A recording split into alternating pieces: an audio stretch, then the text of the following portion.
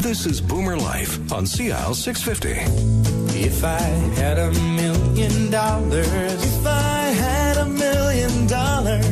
well, I'd buy you a house. We'd all be rich if we had $1 million. Welcome to Boomer Life on CL 650. I'm Joanne Sutton. Thanks for joining us today. Today in studio, we're speaking with JimeDoyle, Senior Financial Consultant with Investors Group Financial Services. And Jim, I really liked our discussion in the last half hour about planning for special needs kids and how to talk with your children about your personal estate planning needs and wishes. It definitely was a real eye-opener in some areas, and I think it really highlights the value of working with an experienced financial planner. Retirement is meant to be a reward after all these long decades of hard work and focusing your savings and investing. And the last thing you might be thinking of after retiring is heading back into the workforce. But for some Canadians, too small of a nest egg leaves them needing to fill that income gap somehow. So, Jim, help us now with the conversation around what are some signs that retirees might be heading down this path, that they actually might have to go back to work? Okay. After 40 years of saving for retirement, people are left to determine how to use the money once they leave the workforce. And it can leave some very uncomfortable at making all the right choices themselves. Difficult choices, too. Well, these days, a growing number of us Canadians are more than just a little paranoid about running out of money. We're seeing more and more of that, okay? And they may have good reasons to be concerned. Many retirees move their money into stable investments, such as bonds, and while believed safe, they offer little in the way of interest. Gone are the days of double-digit interest rates returns. Well, I think people would be happy with returns that offered even half of that.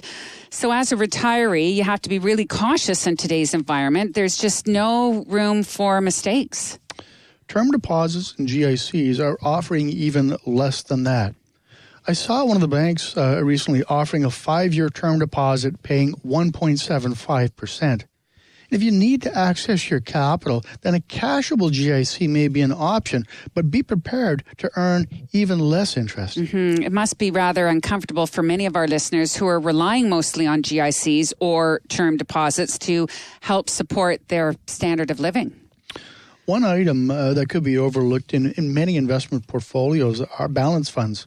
They're often held in portfolios to reduce the overall risk profile, but I think it can be helpful to remember that these balance funds also hold a surprising percentage of bonds in their fixed income allocations. So if you're just joining our conversation right now with JimeDoyle, Senior Financial Consultant with Investors Group, we're talking about how interest rates just aren't paying what they used to, and this puts a lot of pressure on investors to pursue higher yields. I'd have to agree. One area of concern is based around how much you can safely withdraw from your retirement accounts and not exhaust your portfolio. It places more attention on how retirees manage their RSPs and RIFs and their tax-free savings accounts. Well, Jim, I'm actually surprised that you mentioned tax-free savings accounts. In my opinion, too many Canadians are treating their TFSAs as a temporary savings account instead of making it a bedrock of a tax-free retirement income generation. On average, TFSA balances are starting to become more substantial and are worthy of earning a reasonable return. Keeping them in highly liquid but extremely low-paying savings accounts just doesn't make sense, especially if you don't need to access the whole amount. So what would the alternatives be? I mean, aside from calling a financial planner like yourself to look at the alternatives. Well, one thing you might want to consider is keeping the portion you might need to access in something liquid, but to put the balance into something that earns more.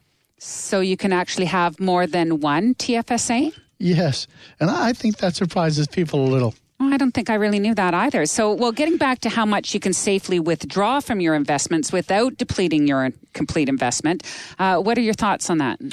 Conventional wisdom has long held that retirees can safely withdraw 4% of their fund balance each year and not worry about running out of cash in retirement. However, today's sustained low interest rates particularly in this environment, are making the 4% strategy more difficult to pull off. Someone pulling 4% out of their accounts each year could end up depleting the balance well before his or her retirement is done. Is there a better way to figure out a safe route? The 4% rule is convenient, but it wasn't designed to address all possible scenarios. The problem with rules of thumb is that everyone's thumb is different. Oh, that's good. Everyone's thumb is different. I never really thought of it like that. Instead of relying on a percentage that can be applied broadly, retirees would be better served by taking a comprehensive look at their financial situation. The key is to determine a person's income gap. They can work with a financial professional to determine whether they can safely cover their income gap without a risk of running their retirement funds dry. Well, for those who are lucky enough that income exceeds expenses, there may be no need to touch money in retirement funds at all. And I'm not sure many people consider if they don't need the income, they may be paying income tax needlessly on that portion of their income. By stopping that cash flow, that's certainly one way to make sure your portfolio lasts longer. Well, another one certainly has to be watch your use of credit. It may seem like common sense to many, but not all of us are born with common sense. So it's really easy to buy something, but it can be harder to pay off the credit card. It seems to go back to the basics of needs and wants. I'd like to enjoy something today, and I'll worry about paying for it tomorrow. You raise a great point.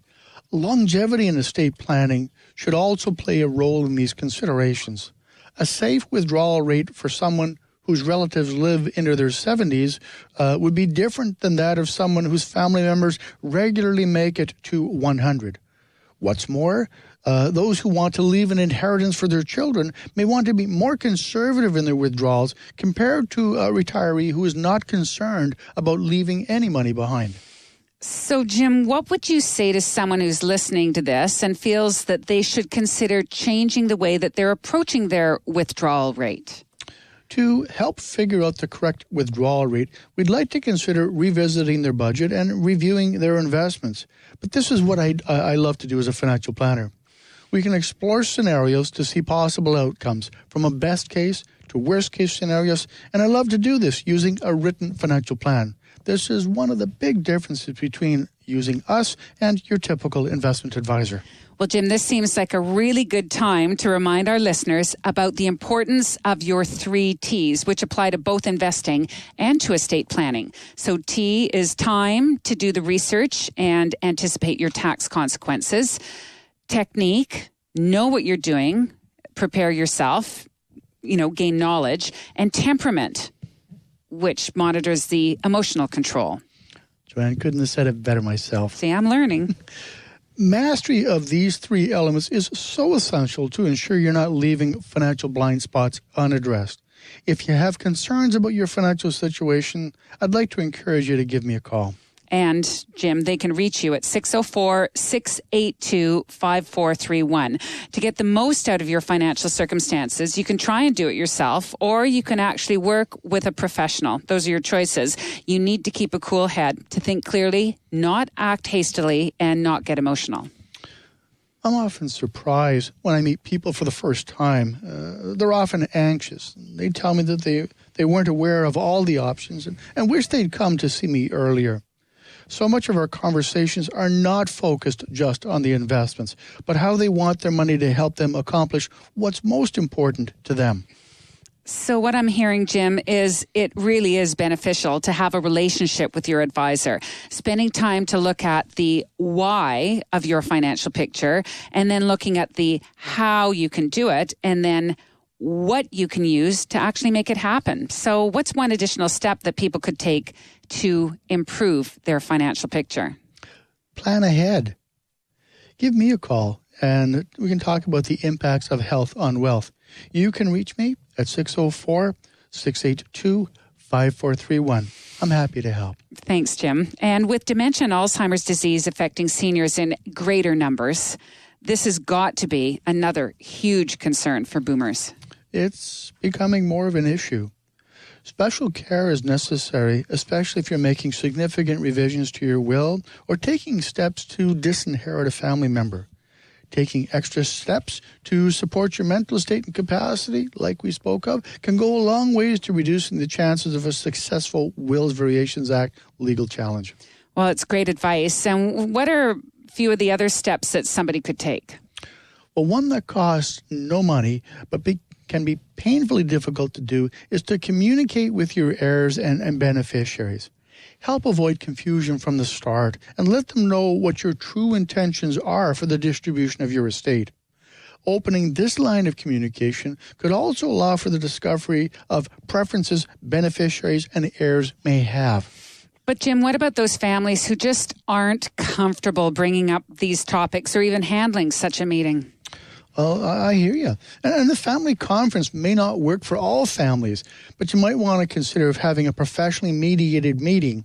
Bringing the stakeholders and other estate planning professionals together provides the means to keep everyone informed, especially if there are litigious sentiments or strained family relationships. Well, we've actually talked about your experience in this area before, and I know for a fact that you've done a few of these over the years for client families that you work with.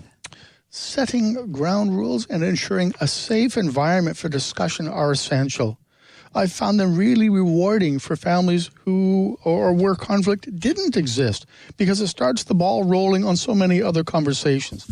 That sense of expectation and responsibility can be a heavy load. Families we work with are often happy to see us there because we can help build financial literacy skills for the whole family. Boomers, are you listening? This is a fantastic reminder that life is a journey. And like any successful journey, should always include good planning. And that means taking contingencies into consideration. You're listening to Boomer Life on CL 650. I'm Joanne Sutton. Today we're speaking with JimeDoyle, Senior Financial Consultant with Investors Group. And if you've been putting off getting your financial house in order and you're ready for a change, then it's time to call Jim at 604-682-5431, or send Jim an email if you want, jim.doyle@investorsgroup.com. Also, a quick reminder and a date for your calendar, Wednesday, November 9th. You'll have a chance to meet Jim and his team. He's got a special seminar planned for Van Dusen Gardens, November 9th. It's all about downsizing your home for retirement. Is it worth it? Is it something you should be considering? You'll learn more when you attend the event. Also, in this crazy world of ours, markets continue to remain unsettled, but some fundamentals never change. And Jim is going to offer some insights into planning that might be worthy of a fresh look. That's all coming up next with JimeDoyle on Boomer Life on CL 650. Celebrating the baby boomer lifestyle. This is Boomer Life on CL 650.